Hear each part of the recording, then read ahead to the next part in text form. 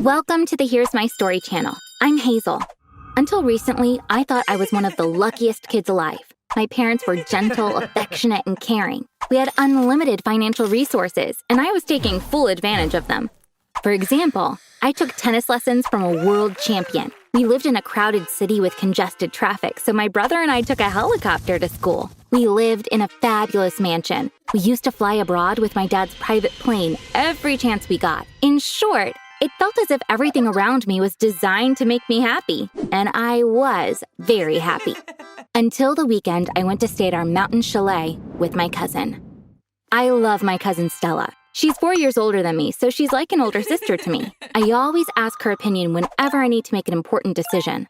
One day, Stella called me up. "Do you have any plans for the weekend? Our chalet is available. We could have a nice girls' weekend," she said. I gladly accepted her offer. When we arrived at the chalet, we immediately lit the fireplace. We made ourselves some hot chocolate and settled in front of the fire. Out of nowhere, my cousin said, "Hazel, I invited you here to talk about something important, but I'm so scared. You're either going to thank me or hate me for this." Needless to say, I was very surprised. "You know I will never hate you. Please tell me before I start freaking out," I replied. Stella took a deep breath. "Last month, I went on a road trip with my parents. They thought I was sleeping in the back seat, so they started talking about you. My mom said they still haven't told Hazel, but it's her right to know. First, I didn't understand what they were talking about, but as they went on, I learned something incredible about you." I held my breath. "What is it?" I asked. Stella was having trouble speaking. "Hazel, you're adopted. Your family is hiding it from you. I think you have a right to know. That's why I wanted to tell you," she said. That day was a turning point for me. My parents had been keeping an incredible secret from me. I wasn't their biological child. I don't want to be ungrateful. They never made me feel like I was adopted, but I still got mad at them for hiding this from me. I thought they had been deceiving me. I called them out on it as soon as I got home. When I said, "I know I'm adopted," both of them were shocked. My mom denied it by saying, "Where is this coming from? It's not true." "Mom, I don't care if I was adopted. I know you love me very much. I'm upset that you've been keeping this from me." My dad turned to my mom. "Love, we shouldn't hold on to this any longer. It's already too late. Hazel should have heard this from us," he said. My mom started crying. "It doesn't matter to us that you're adopted. You're our one and only daughter," she said, embracing me. I asked them the first question that came to me. "Is my brother adopted too?" My mom shook her head, saying, "No." I had a million questions running through my head. Why did you adopt me? When did you adopt me? Where did you adopt me from? For some reason, my mom was being vague in her answers. She was avoiding my questions. I asked the most pressing question I had. "Do you know who my biological family is? Can I meet them?" My mom got really mad. "Of course not. I'm the one who raised you. Why are you curious about them? We don't know who they are anyway," she yelled. Just as I was about to say something, my mom said, "Hazel, you know as much as you need to know. Don't ask any more questions. This conversation is over." In the days that followed, my mom kept the same attitude about this issue. She got upset whenever I brought it up. Normally, she's a calm person. I was shocked to see her overreact every time. Apparently, there was a reason why she was acting like this, and it would take me months to find out that there was an even bigger secret behind it.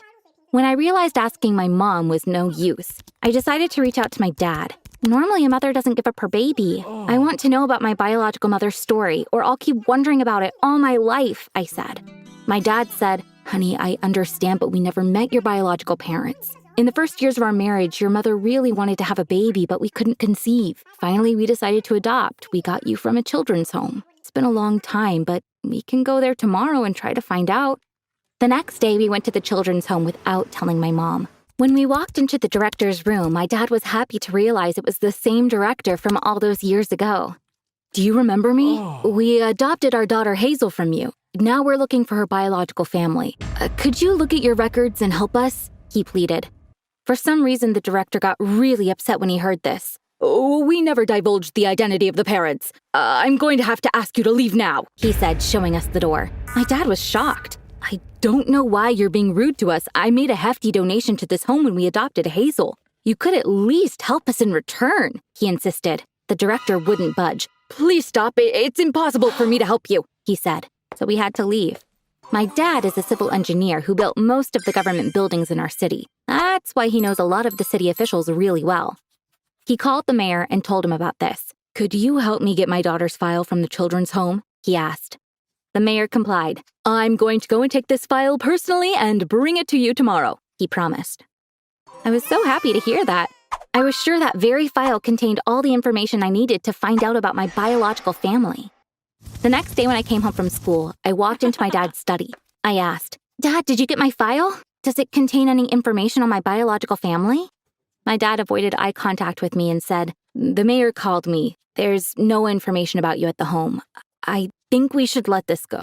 There was something off with my dad's demeanor. "Dad, it was only yesterday that you told me I had a right to know. Why are you saying this now?" I asked.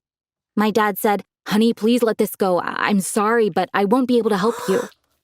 My dad is not someone who changes his mind like that. Once he makes a promise, he keeps it. Previously, my mom and the director of the home were the ones who reacted unexpectedly. But now my dad? Why? Why was everyone so on edge about my search for my biological family? I couldn't come up with any answers no matter how hard I thought about it. That evening, after everyone was asleep, I went into my dad's study. I started looking in his drawers with the help of a flashlight. Finally, I found what I was looking for in the bottom drawer. I found an envelope with my name on it. I tore open the envelope. However, I was disappointed to find it empty. I think the envelope contained my file from the children's home, but for some reason my dad had chosen to lie to me rather than show me the file. Just when I thought I was the luckiest person alive, my life turned upside down. This was all I could think about. I was constantly doing Google searches in hopes of finding a clue. My grades went down because I wasn't able to concentrate in class. I used to be a happy person. Now I sulked all the time. I was obsessed with finding my birth mother. I wasn't going to stop until I found her. My parents were aware of what I was going through.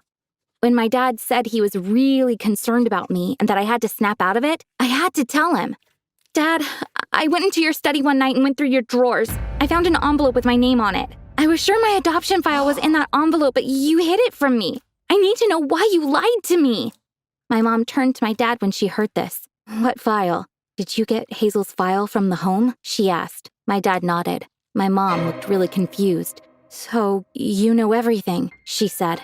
My dad replied, "Yes, I do. And I'm not mad at you at all. Whatever happened in the past stays in the past. You did the right thing." I couldn't understand what they were talking about, but this probably had to do with me. "What are you talking about? Are you going to clue me in as well?" I screamed in anger. My mom said, "You're right, honey. This is going to come as a second shock to you, but I have to be honest with both of you." Then she started telling her story. I got pregnant in college. I couldn't tell my family about it. I was staying at the dorm. I decided to have the baby even though I was broke. In the final month of my pregnancy, the father of my baby died in a car accident. I was all alone. I gave birth. My child was all I had to live for. Then I met a wonderful man and fell in love with him at first sight. My mom paused here. I knew she was talking about my dad. He was looking at her with a smile on his face. She kept talking while looking into his eyes. I was so lucky that he fell in love with me.